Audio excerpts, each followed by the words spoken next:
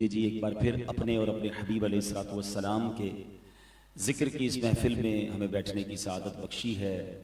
ماشاءاللہ جس خوشی کی وجہ سے یہ محفل سجائی گئی ہے، اللہ کریم اس شادی کو خانہ آبادی فرمائے، اس خوشی کو دوبالا فرمائے اور تمام گھرانے والوں کو نظر بد سے بچائے، حاسدوں کے حسد سے بچائے۔ میرے آقا علیہ الصلوۃ والسلام کی ذکر کی محفل سجائی ہے، اللہ اس محفل کی برکت سے اس خوشی کو دوام نصیب فرمائے۔ خوشی کے موقع پر بھی اور صبر کے موقع پر بھی مومن کا حال کیا ہونا چاہیے، مجھے اس پر ایک حدیث سبحان اللہ سامنے آ گئی۔ میرے آقا مدینے والے مصطفیٰ صلی اللہ علیہ وسلم نے فرمایا مومن کا حال عجیب ہے، اس کا سارا معاملہ ہی بھلائی والا ہے، یعنی کسی بھی کیفیت میں مومن بھلائی میں رہتا ہے۔ فرمایا جب اسے خوشی ملتی ہے تو شکر کر کے ثواب کما لیتا ہے، جب مشکل پریشانی مصیبت آتی ہے تو صبر کر کے ثواب کما لیتا ہے۔ انسان دو ہی کیفیتوں میں ہوتا ہے نا، یا تو خوشی میں ہوتا ہے یا تکلیف میں ہوتا ہے۔ خوشی ہو تو شکر کر کے ثواب کما لے، اور تکلیف میں ہے تو صبر کر کے ثواب کما لے۔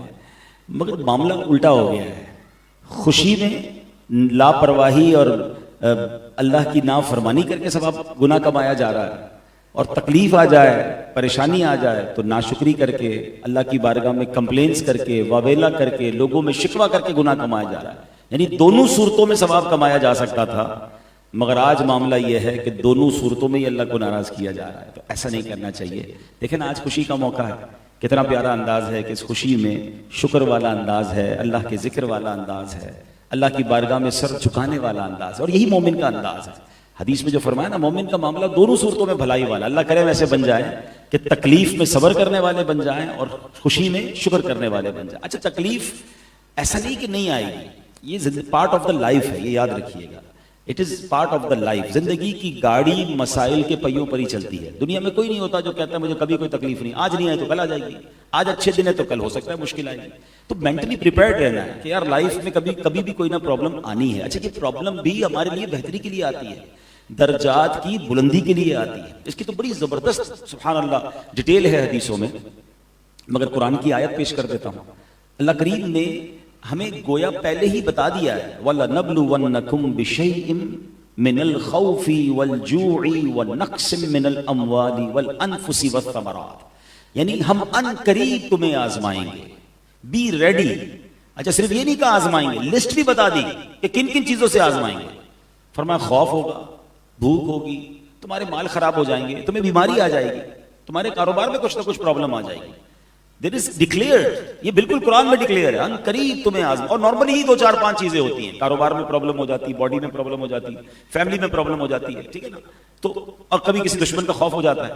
مگر آگے قرآن نے اس ٹیسٹ کا رزلٹ بھی بیان کیا، فرمایا وَبَشِّرِ الصَّابِرِينَ، خوشخبری ہے صبر والوں کے لیے، الَّذِينَ إِذَا أَصَابَتْهُمْ مُصِيبَةٌ قالوا انا للہ وانا الیہ راجعون، کہ جب ان پر کوئی مصیبت آتی ہے تو اللہ کی بارگاہ میں شکر ادا کرتے ہیں اور کہتے ہیں، صبر کرتے ہیں اور کہتے ہیں اللہ ہی کا مال ہے اور اللہ کی طرف لوٹ جانا ہے۔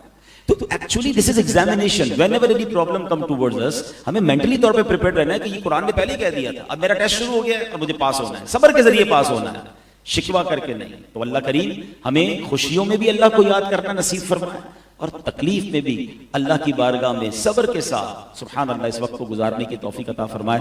ایک بار پھر مبارکباد پیش کروں گا۔ درود پاک کی ایک بڑی پیاری فضیلت، سرکار دو عالم صلی اللہ تعالی علیہ وسلم نے ارشاد فرمایا، جس کا مضمون کہ بے شک میرے حوض پر میرے کچھ امتی آئیں گے، ان کے گروہ آئیں گے جنہیں میں کثرت درود کی وجہ سے ہی پہچانوں گا۔ ریکگنائزیشن حوض کوثر پر کیا فرمائی گئی کہ جن کو میں کثرت درود کی وجہ سے ہی پہچانوں گا۔ اب اس کو ایگزامپل کے طور پہ سمجھتے ہیں کہ اگر کسی کانفرنس میں جانا ہو، کسی بڑے پروگرام میں جانا ہو اور وہاں کارڈ ریکوائرڈ ہو اور اس کارڈ کے بغیر انٹری نہ ہوتی ہو، اور آپ وہاں پہنچیں، ٹریول کر کے پہنچیں، وقت نکال کر پہنچیں اور وہ کارڈ ہی بھول جائیں یا وہ کارڈ مس ہو جائے، تو کتنا افسوس ہوگا کہ یار کارڈ ہوتا تو میں اندر چلا جاتا، آیا بھی اندر جانے کے لیے تھا مگر نہیں جانے دیا جا رہا۔ اور اگر حوض کوثر پر جب پیاس لگی ہوگی، سورج میل دور ہوگا، العطش ہائے پیاس کی صدائیں بلند ہو رہی ہوں گی، اور وہاں ریکگنائزیشن کیا ہے، نبی پاک نے فرمایا میں پہچانوں گا کنہیں، کثرت درود پڑھنے کی وجہ سے اس لوگوں کو پہچانوں گا۔ اور اگر اس دن ہمیں نہ پہچانا گیا، اور ہمیں حوض کوثر پر جام کوثر نہ دیا گیا تو ہمارا کیا بنے گا، ذرا سوچئے۔ تو سبحان اللہ، وہاں کا جو انٹری کارڈ ہے نا وہ درود پاک ہے۔ کثرت سے درود پاک پڑھیں تاکہ نبی پاک پہچان بھی لیں اور اپنے ہاتھوں سے جام کوثر بھی عطا فرمائیں۔ حوض کوثر پر سبحان اللہ جب نبی پاک کے ہاتھ سے جام کوثر پیئیں گے تو اس کا منظر ہی نرالا ہوگا نا۔ دنیا میں جب بہت زیادہ پیاس لگتی ہے، بہت گرمی ہوتی ہے تو ہم کئی بار پانی پیتے ہیں، بار بار پیاس لگتی ہے۔ اتنے بڑے کراؤڈ میں ایک بار چلو جام کوثر مل بھی گیا تو دوبارہ کہاں سے ملے گا، بہت رش ہوگا۔ مگر اللہ کی شان دیکھیں حوض کوثر کے بارے میں، جمعہ کے خطبے میں آپ یہ الفاظ بار بار سنتے ہیں، شربتن ہنیئتم مریئا لا نذبع بعدہ ابدا۔ فرمایا یہ وہ جام ہے، یہ وہ پانی ہے جو ایک بار پی لے گا اسے کبھی پیاس ہی نہیں لگے گی۔ تو اللہ ہمیں ہمارے آقا علیہ الصلوۃ والسلام کے ہاتھوں جام کوثر پینا نصیب فرمائے۔ تو پلیز کثرت سے درود پڑھنا جو ہے نا یہ اپنی عادت بنائیں، محبت سے ایک بار بآواز بلند درود پاک پڑھ لیں۔ صلو علی الحبیب صلی اللہ تعالی علی محمد صلی اللہ علیہ وسلم۔ آج دو مختصر موضوعات کو میں ڈسکس کر لیتا ہوں کیونکہ ماشاءاللہ ایک بڑا مبارک مہینہ ہمارے درمیان چل رہا ہے۔ اس مہینے کی یوں سمجھیے کہ بابرکت ہونے کے لیے ایک ہی حدیث کافی ہے کہ میرے آقا فرماتے الشعبان شہری، شعبان میرا مہینہ ہے، اور آگے فرمایا رمضان، رمضان شہر اللہ، رمضان اللہ کا مہینہ ہے۔ یعنی میں اور آپ اس وقت آقا کے مہینے میں موجود ہیں اور اگلا مہینہ انشاءاللہ رمضان کا مہینہ، ہم اللہ سے دعا کرتے ہیں اللہ خیر کے ساتھ، عافیت کے ساتھ، صحت کے ساتھ ہمیں ماہ رمضان نصیب فرمائے، پورے روزے رکھنا نصیب فرمائے۔ اور شعبان نبی پاک کو کتنا پسند تھا کہ بی بی عائشہ صدیقہ رضی اللہ تعالی عنہا فرماتی ہیں کہ نبی پاک باقی مہینوں میں رمضان کے علاوہ باقی سب سے زیادہ روزے شعبان کے مہینے میں رکھتے تھے۔ اور پیارے آقا سے سوال بھی ہوا کہ حضور آپ شعبان میں سب سے زیادہ روزے رکھتے ہیں، اس کی کیا وجہ ہے؟ تو فرمایا اس مہینے میں ایک رات ہے جس رات نامہ اعمال اللہ کی بارگاہ میں پیش کیے جاتے ہیں، اور میری یہ تمنا ہے کہ جب میرے اعمال رب کی بارگاہ میں پیش ہوں تو میں روزے سے ہوں۔ اور یہ کون کہہ رہا ہے؟ بخشے بخشائے آقا جناب رسول اللہ علیہ الصلوۃ والسلام۔ یہ ہماری تربیت ہے نا کہ ہمیں بھی یہ ریئلائز ہو کہ کتنی امپورٹنٹ نائٹ اس مہینے میں آنے والی ہے کہ جب میرے اور آپ کے اعمال نامے اللہ کی بارگاہ میں پیش ہوں گے۔ تو ہمیں اس مہینے میں خوب اللہ کی عبادت کرنی چاہیے۔ اور یہاں ایک اور بات بھی بتاتا چلوں کہ شعبان جو ہے یہ ماہ درود بھی ہے۔ جو آیت درود ہے نا، بسم اللہ الرحمن الرحیم، ان اللہ وملائکتہ یصلون علی النبی یا ایھا الذین آمنوا صلوا علیہ وسلموا تسلیما۔ درود پاک پڑھ لیں، صلی اللہ علی النبی الامی وآلہ صلی اللہ علیہ وسلم صلاۃ و سلام علیک یا سیدی یا رسول اللہ۔ یہ آیت درود بھی شعبان میں نازل ہوئی ہے۔ تو علماء فرماتے ہیں یہ ماہ درود ہے، اس میں زیادہ سے زیادہ درود پڑھنے ہیں۔ یہ ماہ استغفار ہے کیونکہ اس مہینے میں اللہ کی بارگاہ میں اعمال نامے پیش ہونے ہیں۔ غالباً پاکستان میں 3 فروری کی رات شب برات ہے۔ اس کی رات کتنی امپورٹنٹ ہے کہ حدیث پاک میں آتا ہے، میرے آقا فرماتے ہیں اللہ عز و جل خاص طور پر 4 راتوں میں بھلائیوں کے دروازے کھول دیتا ہے۔ وہ 4 راتیں کون سی ہیں؟ نمبر 1 بقر عید کی رات، نمبر 2 عید الفطر کی چاند رات، نمبر 3 شعبان کی 15ویں رات کہ اس رات میں مرنے والوں کے نام اور لوگوں کا رزق، اس سال حج کرنے والوں کے نام بھی لکھے جاتے ہیں۔ ویری امپورٹنٹ رات ہے، فیصلوں کی رات ہے۔ اگلے سال کا رزق بھی لکھا جاتا ہے، کون حج کو جائے گا یہ بھی لکھا جائے گا شب برات، اور فرشتوں کو یہ بھی بتا دیا جائے گا کہ کون اس سال دنیا سے چلا جائے گا۔ پچھلے شعبان میں کئی لوگ ہمارے ساتھ تھے جو اس شعبان میں نہیں ہیں، ہمیں نہیں معلوم اس سال ہمارے بارے میں کیا فیصلہ ہونا ہے۔ اور پھر 4تھی رات عرفے کی رات، یعنی 8 اور 9 ذوالحجہ کی درمیانی رات۔ تو یہ 4 راتیں بڑی خاص ہیں جس میں بھلائیوں کے دروازے کھل جاتے ہیں۔ شب برات کی سگنیفیکنس کیا ہے؟ حدیثوں میں آتا ہے کہ اللہ کریم اس رات قبیلہ بنی کلب کی بکریوں کے بالوں کی تعداد کے مطابق گناہگاروں کو جہنم سے آزاد فرما دیتا ہے۔ اچھا، یہ قبیلہ بنی کلب کون سا تھا؟ یہ ایک ایسا قبیلہ تھا اس زمانے میں جو سب سے زیادہ بکریاں پالتا تھا۔ میں اور آپ ایک بکری کے بال نہیں گن سکتے، اتنے بڑے قبیلے کی بکریاں، ہزاروں بکریوں کے بال کتنے ہوں گے؟ تو اس کا مطلب سارے ہی بخشے جائیں گے، کروڑ لوگ بخشے جاتے ہیں۔ مگر اس کے ساتھ ایک لسٹ بھی آئی حدیث میں کہ سب بخشے جائیں گے، یہ چند قسم کے لوگ جو ہیں یہ نہیں بخشے جائیں گے۔ اب آپ امیجن کریں کہ کتنے بڑے مجرم ہوں گے کہ ایسی مبارک رات جس میں کروڑوں بخشے جا رہے ہیں، اس میں کون لوگ ہیں جو نہیں بخشے جائیں گے؟ جو نہ بخشے جانے والے ہیں ان میں نام ذرا آپ سن لیں، نمبر 1 حدیثوں میں ملتا ہے کہ شراب کا عادی نہیں بخشا جائے گا. اب انفارچونیٹلی سنا یہ جاتا ہے کہ مختلف شادیوں کے پروگراموں میں، دوستوں میں اب کولڈ ڈرنک کی طرح لوگ شراب پی رہے ہیں. اللہ کے واسطے، اللہ رسول کے واسطے شراب کے قریب نہ جائیں. یہ شراب ام الخبائث ہے، اور شرابی جو ہے وہ شب برات بھی نہیں بخشا جائے گا. اور اب تو بہت نارملائز کر دیا گیا ہے شراب کو. کبھی کبھی ایسا تو موقع نہیں ملتا کبھی دیکھنے کا، اللہ معاف کرے، کبھی جہاز میں سفر ہوتا ہے تو چاہے رائٹ لیفٹ ہمارے ساتھ بعض اوقات پاکستانی اور مسلمان ہی ٹریول کر رہے ہوتے ہیں، اور بندہ حیران ہو جاتا ہے کہ یار یہ ہمارے ساتھ بیٹھا ہوا مسلمان اور دھڑلے سے شراب پی رہا ہے، یعنی فری میں مل جائے تو جتنی پینی یہاں پی لیں گے. اللہ اکبر. حالانکہ جہاز تو وہ سواری ہے کہ جس میں توبہ کر کے باوضو بیٹھنا چاہیے، کلمہ پڑھ کے بیٹھنا چاہیے کہ پتہ نہیں خیر سے پہنچوں گا یا نہیں، کچھ ہوا تو دنیا سے ہی چلا جاؤں گا. مگر شرم نہیں آتی، اور لوگ، میں غیر مسلموں کو کیا کہوں، مسلمان بھی رہے ہوتے.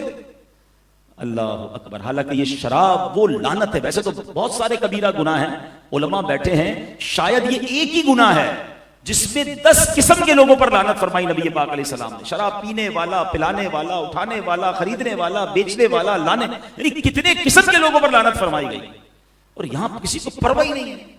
ابھی نوجوان بیٹھے ہیں، بعض اوقات ان کو کہیں کہ بھائی یہ شراب کی محفلیں، بری محفلوں سے دور رہو، تو کہتے ہیں یار ہم شراب نہیں پیتے، دوست پیتے ہیں، ہم تو صرف بیٹھتے ہیں. ہم نشہ نہیں کرتے، دوست نشہ کرتے ہیں، ہم تو صرف کمپنی دیتے ہیں. کیا کریں آج کل. اچھا پھر بعض اوقات کچھ لوگ ملٹی نیشنل کمپنی یا کسی بڑی کمپنی میں کام کرتے ہیں، کیا کریں آفیشیل میٹنگز ہوتی ہیں، فلاں جگہ جانا پڑتا ہے، جناب ہر طریقے کے لوگ ہوتے ہیں، ہم تو منع نہیں کر سکتے، ہم بیٹھتے ہیں. کیوں بیٹھتے ہیں ادھر؟ یعنی جہاں رب کی لعنت برس رہی ہے آپ وہاں بیٹھ رہے ہیں. ابھی 4 5 6 سال پرانی تو بات ہے جب ہم سب نے کووڈ کو ایکسپیرینس کیا تھا. کیا سیکھا تھا کووڈ سے؟ سوشل ڈسٹینس، کہ یار اس میں بخار آ رہا ہے، نزلہ آ رہا ہے، بندے سے ہی دور رہو، ہاتھ بھی نہیں ملاتے تھے ایک دوسرے سے. یعنی وائرس سے بچنے کے لیے ڈسٹینس کر سکتے ہو، اللہ کی لعنت سے بچنے کے لیے ڈسٹینس نہیں کرنا ہے. نہیں میرے پیارے اسلامی بھائی، صحبت ہی بندے کو برا بناتی ہے. آپ کسی بھی شرابی، کسی بھی برے کام کرنے والے سے مل لیں، پڑھے لکھے لوگ بیٹھے، کسی ہیروئنچی سے مل لیں، جواری سے مل لیں، کسی قاتل سے مل لیں، چور سے مل لیں، سوال کریں کدھر سے ملی یہ عادت، بتائیں کیا جواب دے گا. آپ کو جواب بھی پتا ہے، وہی کہے گا دوستوں سے ملی. کوئی بھی آپ کو نہیں کہے گا جناب میری ایک برتھ ڈے تھی اور ابو بڑے خوش تھے اور میرے لیے جناب ابو چرس کا سگریٹ لے کے آئے، بیٹا آج سے شروع کر دے. کبھی بھی والدہ نے میرے امتحان کے اچھے نمبروں کے بعد مجھے چاقو لا کر ہی دیا تھا کہ بیٹا چوری شروع کر دے. ساری بری عادتیں نارملی بری صحبت سے ملتی ہیں. لیکن آج کا نوجوان جواب کیا دیتا ہے؟ میں تو بڑا پکا ہوں، میں کچھ نہیں کرتا، دوست کرتے بیٹھتا ہوں. نہیں میرے پیارے سے، آج آپ بیٹھ رہے ہیں اور کل آپ مبتلا ہو جائیں گے. اچھوں کی صحبت میں بیٹھیں، بری صحبتوں سے بچیں، کیونکہ شراب کا عادی شب برات بھی نہیں بخشا جائے. آگے فرمایا ماں باپ کا نافرمان. یہ کیسا گناہ ہے اور کتنا خطرناک گناہ ہے کہ تقریباً ہر وہ رات جس رات سب بخشے جاتے ہیں، یا جن گناہ گاروں کے بارے میں آتا ہے یہ نہیں بخشے جائیں گے، ان میں آپ کو ہر لسٹ میں ماں باپ کا نافرمان ضرور ملے گا. یعنی اللہ کو کتنا سخت ناپسند ہے کہ جو بندہ اپنے ماں باپ کو ستاتا ہے. تو اے میرے پیارے اسلامی بھائیوں، پردے میں رہ کر سننے والی میری بہنوں، خدا کی قسم اگر آپ کے ماں باپ آپ کے پاس ہیں، یو آر سو لکی. اللہ اکبر. ماں باپ بھی ہوں اور شعبان بھی ہو، ماں باپ بھی گھر میں ہوں اور شب برات بھی ہو، ارے ماں باپ بھی ہو اور رمضان بھی ہو، اور کیا چاہیے آپ کو؟ پوچھو ان سے جن کے ماں باپ چلے گئے، کتنا یاد آتے ہیں ہر بڑی رات کو کہ کاش ماں ہوتی تو آج دعا لیتا، والد ہوتے تو ان سے دعائیں لیتا، افطار میں ماں ہوتی تو ہم مل کے ماں کی آمین سنتے. ماں نہیں ہے اور رمضان ہے، ماں نہیں ہے اور شعبان ہے، مگر آپ کے پاس اگر ماں باپ ہیں تو قسم سے انہیں راضی کیجیے، انہیں ناراض مت کیجیے گا، ان کو دکھ نہ دیجیے. ایک اپنی زندگی کا نچوڑ بیان کر دیتا ہوں کہ زندگی میں ایک بات یاد رکھیے گا کہ جس سے اس کے ماں باپ راضی ہیں نا، اس کو دنیا میں ترقی سے کوئی نہیں روک سکتا، اور جس سے اس کے ماں باپ ناراض ہیں، چاہے سارا زمانہ راضی ہے، اس کو بربادی سے کوئی نہیں روک سکتا. اور یہ حدیث پاک کے الفاظ ہیں کہ جس سے اس کے ماں باپ راضی، اس سے اس کا رب راضی، جس سے اس کے ماں باپ ناراض، اس سے اس کا رب ناراض. پلیز، شب برات آ رہی ہے، کسی بھی وجہ سے اگر ماں باپ ناراض ہیں، دل دکھایا ہے، دوری ہو گئی ہے، ان سے معافی مانگ لیں، کیونکہ شب برات سب بخشے جائیں گے، ماں باپ کا نافرمان نہیں بخشا جائے گا. آگے فرمایا رشتہ داری کاٹنے والا، قطع تعلق کرنے والا. اب بیٹھے خاندان کے لوگ یہاں پر، چھوٹی چھوٹی بات پر خاندان توڑ دیے، رشتے توڑ دیے، جانا آنا ختم کر دیا. ہم نہیں جاتے فلاں چچا کے گھر، ہم نہیں جاتے فلاں ماموں کے گھر. کیوں نہیں جاتے بھائی؟ انہوں نے دعوت میں نہیں بلایا تھا، جیسا دعوت دینی تھی ویسی دعوت نہیں دی. گھر گئے تو اچھے طریقے سے بات نہیں کی، اتنی چھوٹی بات پر رشتہ ختم کر دیا. بھائی بھائی سے نہیں مل رہا، میاں بیوی گھر بیٹھے ایک دوسرے سے دور. چھوٹی سی بات ہو گئی, تھوڑا سا مسئلہ ہو گیا, کوئی بات نہیں, غلطی ہوئی, ہمارا رشتہ دار ہے, ہمارا بھائی ہے, ہمارا مسلمان ہے, مگر معاف کرنے کے لیے تیار نہیں ہے. ویسے عجیب بات ہے, ہم اللہ سے معافی کیسے مانگتے ہیں؟ اے اللہ ہمارے سارے گناہ معاف کر دے, صغیرہ بھی معاف کر دے, کبیرہ بھی معاف کر دے. کبھی ہم نے اللہ کی بارگاہ میں یہ عرض کیا کہ یا اللہ تو ہمارے سارے گناہ معاف کر دے, میں نے کسی کو معاف نہیں کرنا ہے. یہ کیسی معافی ہے کہ آپ کسی کو معاف کرنے کے لیے تیار نہیں, اللہ آپ کو سارے معاف کر دے. ہم بھی تو معاف کریں نا.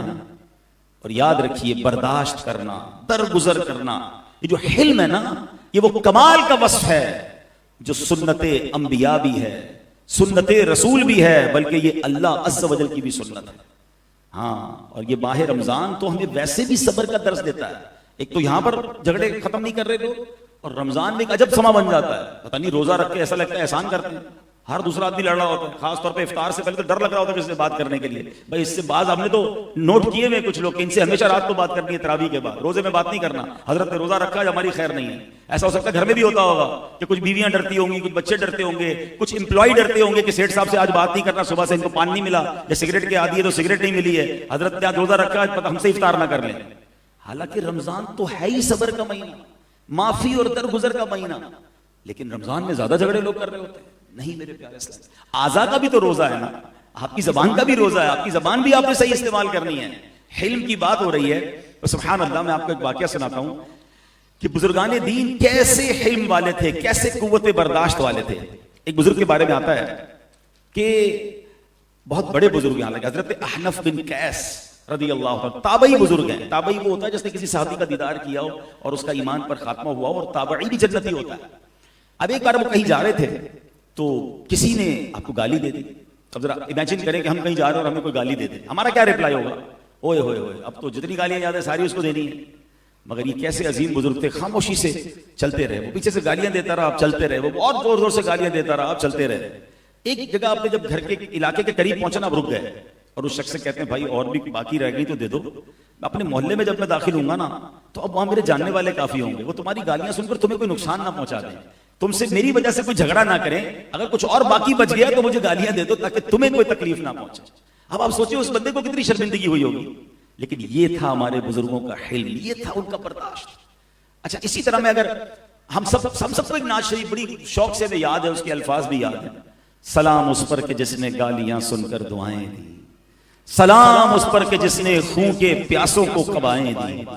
اچھا میں آپ سے پوچھوں, ہم نے کتنی بار گالی سن کر دعا دی ہے؟ نعت ہمیشہ پڑھتے ہیں, ہمیشہ مزہ آتا ہے شعر کو سن کر, مگر ہم بھی تو کچھ ایسا اپنائیں نا کہ زندگی میں اگر کوئی ہمیں برا بلا کہے تو کبھی تو اس کو دعا دے دے کہ اللہ اس کو ہدایت دے دے. ہم کہتے نہیں ٹٹ فور ٹٹ, جیسے کو تیسا, اس نے میرے ساتھ بدتمیزی کی اب تو میں نے چھوڑنا ہی نہیں. میرے پیارے اسلامی بھائیو, ہمیں اس مبارک مہینے کی مبارک رات سے پہلے یہ برداشت پیدا کرنی ہے, یہ درگزر پیدا کرنا ہے, یہ معافی پیدا کرنی ہے کہ قطع تعلق کو ختم کرنا ہے, ورنہ شب برات قطع تعلق کی کرنے والا نہیں بخشا جائے گا. جہاں میں نے کہا تھا نا کہ حلم جو ہے وہ رب کریم کی سنت ہے, انبیاء کی سنت ہے. میں اس کی کچھ جھلک بھی آپ کو بیان کرتا ہوں. پہلے تو حلم کہتے کس کو ہے؟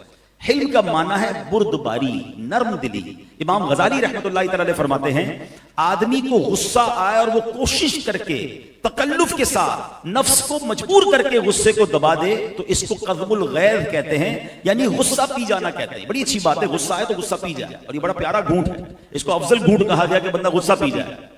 بلکہ حدیثوں میں یہ بھی مضمون ہے کہ پہلوان وہ نہیں جو غصے کے وقت کسی کو پچھاڑ دے, پہلوان وہ ہے جو غصے کے وقت اپنے آپ کو قابو میں رکھے. مگر حلم اس سے بھی اوپر کی چیز ہے. وہ کیا ہے؟ فرمایا کہ اگر بندہ غصہ پینے کی اتنی مشق کر لے, بار بار اپنے غصہ پینے کی عادت اپنائے, ایک وقت آئے کہ اس سے غصہ آیا ہی نہ کرے, اور غصہ آ جائے تو غصہ دبانے کا تکلف نہ کرنا پڑے, بلکہ آسانی سے غصہ اس کا چلا جائے, دب جائے. اس کو حلم کہتے ہیں. امام غزالی رحمۃ اللہ تعالی علیہ فرماتے ہیں غصہ پینے کی نسبت حلم زیادہ افضل ہے. حلم عقل کے کمال کی دلیل ہے. اور جیسے میں نے کہا کہ حلم اللہ پاک کی سنت ہے, کیونکہ رب کا ایک نام حلیم بھی ہے. اللہ پاک کے حق میں اس کا معنی یہ ہے کہ گناہگار کو مہلت دینا, اس کی فوری پکڑ نہ فرمانا. اب ذرا غور کیجئے نا, دنیا میں کتنے گناہ ہو رہے ہیں, اللہ پاک کی کیسی کیسی نافرمانیاں ہو رہی ہیں. اللہ اکبر, اللہ پاک چاہے تو زمین پھٹ سکتی ہے, یہ نافرمان زمین میں دھس سکتے ہیں، آسمان سے پتھر برس سکتے ہیں، بجلی گر سکتی ہے، نافرمان کا چہرہ بگڑ سکتا ہے، مگر وہ رب کریم مہلت دے رہا ہے۔ وہ رب کریم سبحان اللہ حلیم ہے نا، وہ مہلت دے رہا ہے، ورنہ کون سا گناہ ہے؟ ارے معاذ اللہ، اللہ کو برا بھلا کہنے والے لوگ اس دھرتی پر بستے ہیں، انہیں بھی رزق مل رہا ہے، انہیں بھی آکسیجن مل رہی ہے، انہیں بھی زمانے میں سب کچھ مل رہا ہے۔ یہ سب کس بات کی دلیل ہے؟ کہ وہ حلیم ہے، وہ درگزر ہے کر فرما رہا ہے۔ اللہ کریم قرآن میں فرماتا ہے وَرَبُّكَ الْغَفُورُ ذُو الرَّحْمَةِ لَوْ يُؤَاخِذُهُم بِمَا كَسَبُوا لَعَجَّلَ لَهُمُ الْعَذَابَ۔ آسان ترجمہ قرآن کنز العرفان، اور تمہارا رب بڑا بخشنے والا رحمت والا ہے، اگر وہ لوگوں کو ان کے اعمال کی بنا پر پکڑ لیتا تو جلد ان پر عذاب بھیج دیتا۔ تفسیر قرآن صراط الجنان میں ہے، اس آیت میں اللہ پاک کی رحمت اور مہلت کا بیان ہے کہ وہ بڑا بخشنے والا ہے، کہ کروڑوں گناہ کرنے کے بعد بھی اگر کوئی مغفرت کا دروازہ کھٹکھٹاتا ہے تو وہ بخش دیتا ہے۔ ساری زندگی میں گناہ کرنے کے باوجود بھی کوئی آخری زندگی کے دنوں میں بھی توبہ کر لیتا ہے، اللہ پاک اسے معاف کر دیتا ہے۔ یہ شان مغفرت بھی ہے، شان رحمت بھی ہے۔ اللہ اکبر، کیسا حلیم ہے میرا مولا۔ اب حلم سنت انبیاء بھی ہے، جتنے انبیاء اس دنیا میں آئے سب حلم والے تھے، برداشت والے تھے۔ لوگ گالیاں دیتے تھے، انبیاء برداشت کرتے تھے، لوگ تکلیفیں پہنچاتے تھے، انبیاء کرام علیہ السلام برداشت فرماتے تھے۔ بخاری شریف کی حدیث پاک میں ہے، نبی پاک علیہ السلام نے ایک نبی کا ذکر کرتے ہوئے فرمایا قوم نے انہیں شدید تکلیف پہنچائی، ان کی یہاں تک کہ ان سے خون بہنا شروع ہو گیا، اپنے چہرے سے خون پہنچتے جاتے تھے اور کہہ رہے تھے اے اللہ پاک میری قوم کو بخش دے، بے شک یہ نہیں جانتے۔ کیسے انبیاء تھے، اللہ اکبر۔ ذرا تھوڑا سا انبیاء کے بارے میں دو جملے سن لیں، شاید ہمارے اندر بھی حلم آ جائے، شاید ہم بھی معاف کرنے والے بن جائیں۔ حضرت نوح علیہ السلام 950 سال تبلیغ کی، اور آپ کے متعلق آتا ہے لوگ آپ کو اتنی تکلیف پہنچاتے تھے، اتنا جسمانی تشدد کرتے تھے کہ آپ بے ہوش ہو جاتے اور لوگ سمجھتے کہ آپ کا انتقال ہو گیا اس لیے چھوڑ دیتے۔ جب ہوش آتا تھا تو اللہ سے کہتے اللہ میری قوم کو بخش دے، بے شک یہ نہیں جانتے۔ حضرت ابراہیم علیہ السلام کو نمرود نے کیا تکلیفیں نہیں پہنچائی، ارے معاذ اللہ آپ کو جلدی آگ میں ڈال دیا گیا، مگر آپ کا حلم اتنی سخت تکلیفوں پر بھی زبان پر شکوہ نہ آیا، نہ قوم کے لیے تکلیف کی دعا کی۔ حضرت موسیٰ علیہ السلام کو تکلیفیں پہنچائی گئیں، آپ نے حلم اختیار فرمایا، برداشت کیا۔ حضرت ہود کو ستایا گیا، حضرت شعیب کو ستایا گیا، حضرت عیسیٰ علیہ السلام کے خلاف سازشیں رچائی گئیں، مگر قربان جائیے یہ انبیاء کرام کا پاکیزہ انداز ہے، جتنی بھی تکلیفیں پہنچائی گئیں یہ حلم اور حلم کا مظاہرہ فرماتے رہے۔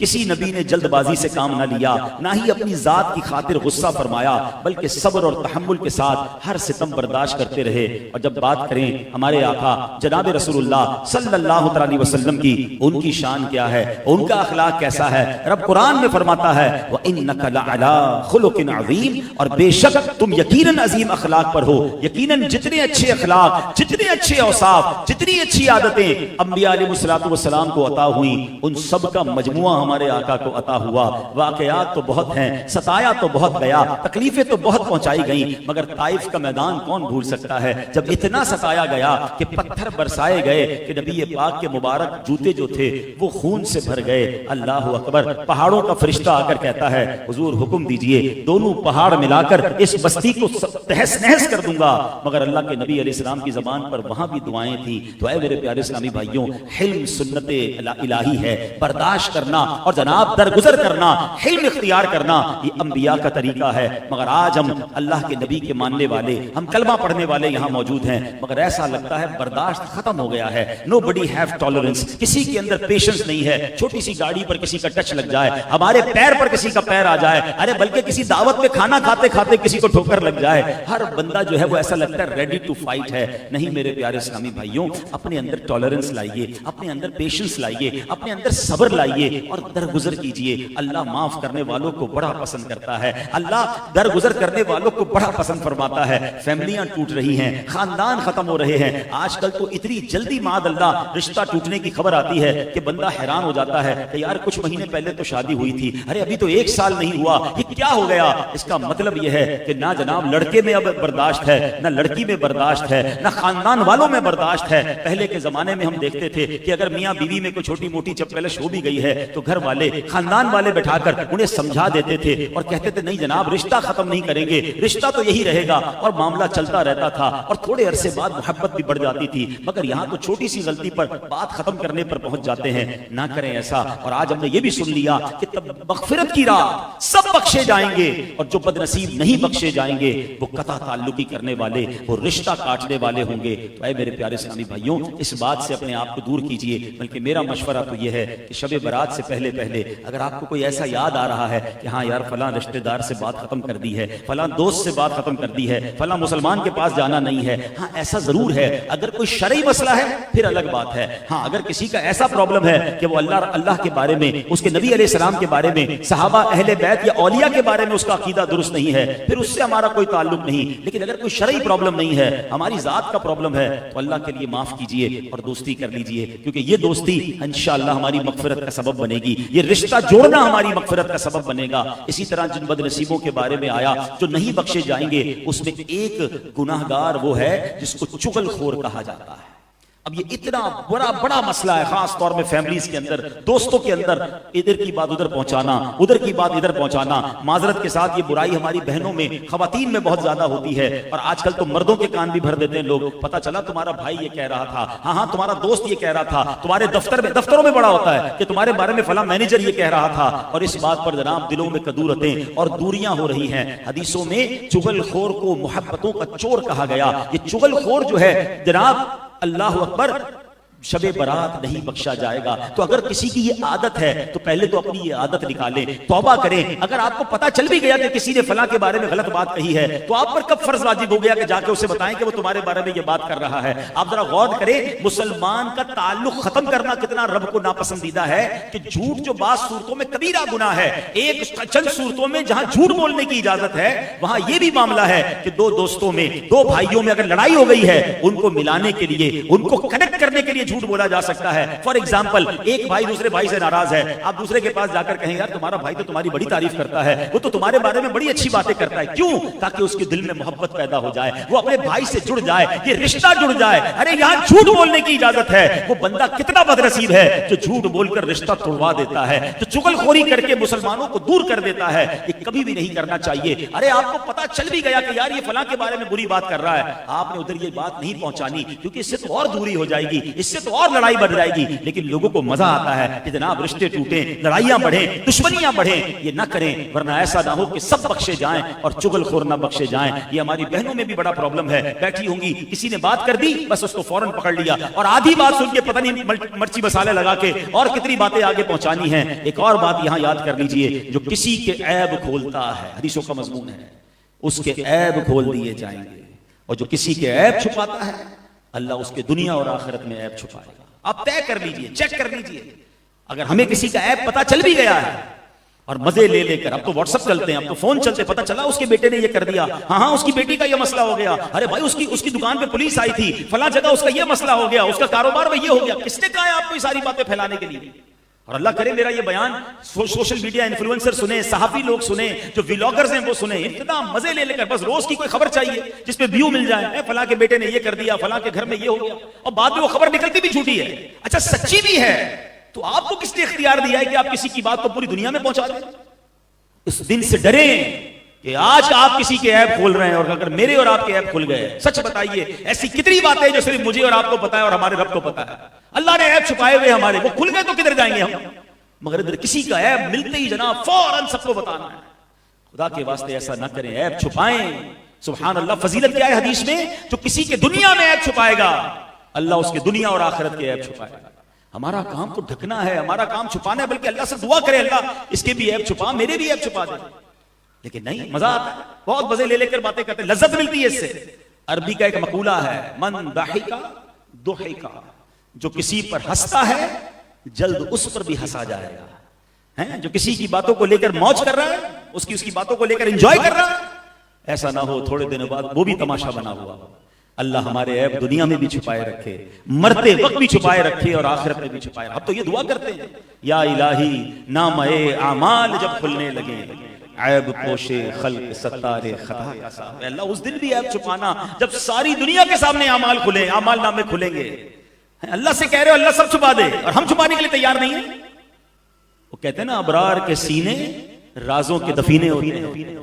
نیک لوگوں کے جو سینے ہوتے ہیں نا, وہ لوگوں کے راز کے دفینے, یعنی ان کی قبریں ہوتی ہیں, پتہ چل جائے بس مجھے پتا, اور کیوں کسی کو بتانا ہے. ایسے بنیے, تو بہرحال چند باتیں شب برات کے بارے میں عرض کر دی ہیں کہ یہ رات بڑی مبارک رات ہے، اس میں سب بخشے جائیں گے. یہ چند بدنصیب جو میں نے بتایا، اور بھی ہے اس کی لسٹ، اب چونکہ ماشاءاللہ نعت بھی موجود ہیں، پروگرام مزید آگے چلے گا. بس ایک دو باتیں اور عرض کر دیتا ہوں. بڑا پیارا معمول ہے اہل سنت کا کہ 14 شعبان بھی روزہ رکھیں، 15 شعبان بھی روزہ رکھیں. 14 شعبان میرے اور آپ کے نامہ اعمال کا آخری دن ہے. تو یہ بھی ویسے تو شعبان میں زیادہ روزے رکھیں، ورنہ کم از کم 14 شعبان رکھیں، 15 شعبان بھی رکھیں. اور 14 شعبان کو عصر کے بعد کوشش کریں عصر کی نماز سے ہی مسجد میں چلے جائیں جو اسلامی بھائی ہیں، تاکہ ہمارا نامہ اعمال کے جو آخری لمحات ہیں نا وہ بھی مسجد میں گزریں. مغرب ہوتے ہی رات شروع ہو جائے گی تو ہم اللہ کے گھر میں ہی ہوں. اور مغرب کے بعد ماشاءاللہ پوری دنیا میں عاشقان رسول 6 نوافل کا سلسلہ ہوتا ہے، تلاوت کا سلسلہ ہوتا ہے، وہ بھی ماشاءاللہ مسجدوں میں پوری دنیا میں دعوت اسلامی کے ذریعے انتظام بھی ہوتا ہے، اس میں شامل ہو جائیں. پھر یہ رات عبادت میں گزاریں. اس رات ہو سکے تو سنت کے مطابق قبرستان بھی جائیں. میرے آقا علیہ الصلوۃ والسلام شب برات جنت البقیع تشریف لے گئے تھے، ہو سکے تو ہم بھی جائیں. ہم میں سے خاص طور پر جن کے والدین چلے گئے تو وہاں حاضری دیں. اور اس کے بعد یہ رات پوری دنیا میں دعوت اسلامی کے تحت شاندار اجتماع ہوتے ہیں. فیضان مدینہ عالم مدنی مرکز میں بھی ہوگا، پورے کراچی میں مختلف مقامات پر ہوں گے. رات عبادت میں گزاریں، سحری کریں، 15 شعبان کا بھی روزہ رکھیں. اللہ کریم ہم سب کو اس رات کی برکت عطا فرمائے، ہم سب کی مغفرت فرمائے. ہم مانتے ہیں کہ ہمارے نامہ اعمال بہت برے ہیں. نامہ اعمال یا اللہ تیری بارگاہ میں آنے والے ہیں، ہمیں پہلے ہی پتہ ہے وہ سیاہ ہیں، وہ گناہوں سے پر ہیں. اللہ تیری رحمت کو پکار رہے ہیں کہ ہمارے گناہوں کی سیاہی کو معاف کر دے اور ہمارے اس ٹوٹے پھوٹے اعمال نامے کو قبول بھی فرما لے. اور اس رات یہ لکھا جائے گا کون اگلے سال حج پر جائے گا. کہ اللہ آئندہ سال حج پہ جانے والوں میں ہم سب کا نام لکھ دے، مدینے جانے والوں میں ہم سب کا نام لکھ دے. اللہ اس رات رزق بھی لکھا جائے گا، ہم سب کے رزق حلال میں برکت لکھ دے. ہمیں خیر والی، عافیت والی، نیکیوں والی طویل زندگی عطا فرما. جلنے والی، پھٹنے والی، ڈوبنے والی، اے اللہ ناگہانی آفتوں والی موت سے محفوظ فرما. تیرے نبی کے جلووں والی، ایمان والی، کلمے والی اور کاش مدینے والی موت ہمیں نصیب فرما. آمین آمین بجاہ النبی الامین صلی اللہ علیہ وسلم. ماشاءاللہ ایک بار پھر مبارکباد پیش کرتا ہوں جس خوشی کے موقع پر یہ محفل سجائی گئی. اللہ اس کو برکت عطا فرمائے. آمین بجاہ النبی.